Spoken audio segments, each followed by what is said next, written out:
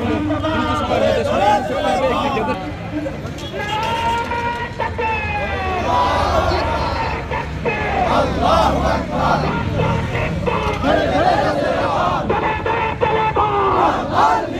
ফাঁসি ফাঁসি ফাঁসি চাই,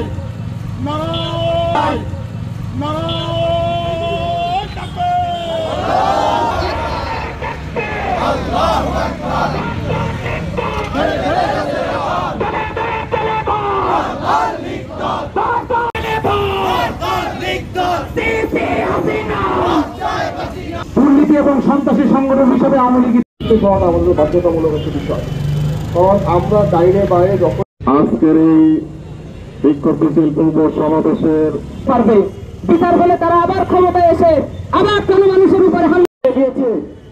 বন্ধুরা, বিপ্লব আবার আমাদের